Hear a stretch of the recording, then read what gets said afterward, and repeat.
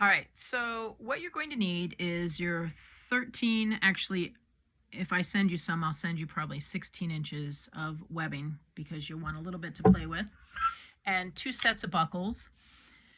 So here is your quick release that is already on there. And I noticed that one end, it looks like it's real close to the side of the bag or to that other buckle. I'm not sure how close it is, but what I would probably do is I'd probably cut it off so that you can save all of this piece. So I just kind of finagled that for the video. So let's pretend that this is what it looks like. I'd probably try to cut it off so that you can pull just the piece off, and then you can add your new buckle piece. And then if you have a zipper foot for your machine, I would use a zipper foot and sew that on. Now that's a little close, so you'd have to have a little bit more play in the piece, but I would probably do this, and I'd probably sew that there, and then I'd sew that, and then I'd do my X in the middle. Okay, and I'd probably just butt these 2 ends up against each other. And it looks like the webbing on the original that you have doesn't need to be sealed on the end. It doesn't look like it unravels like this stuff does. This is polyester seatbelt webbing, and that's what I'd have to send you if you wanted that. And I would burn the ends for you already so you wouldn't have to worry about it. But that's probably what I would do. So what it's going to end up looking like, something similar to this.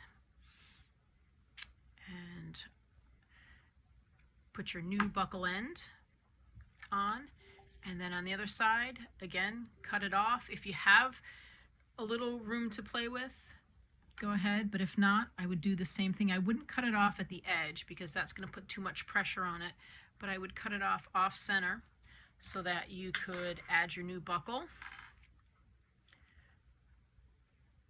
however it is on there, and that you can sew a couple of lines.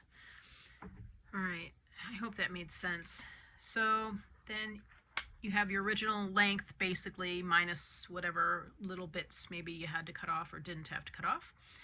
So we want to extend this now, so that's where our other buckle comes into play. Take your new webbing that we're going to make the extension. Take the buckle. This end will feed in here. This end, of course, will feed in here, and we're going to put everything in between.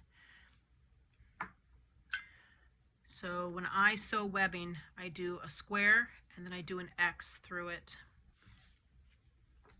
But if you want, you can just do 2 lines and do some back stitching, of course. Sorry, I don't know how much experience you have with sewing. Make sure, let's see, your buckle is right side up. My buckles do have a right side and a wrong side. I don't know if whatever you get will have a right side and a wrong side, but mine, they're curved on the top and flat on the bottom. All right, so that's what I would do.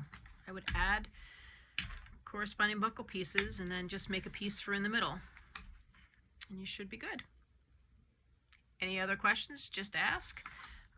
I don't think you need a slider in between because it sounds like if you can get close to that 13 inches, that'd be perfect for her. All right, good luck.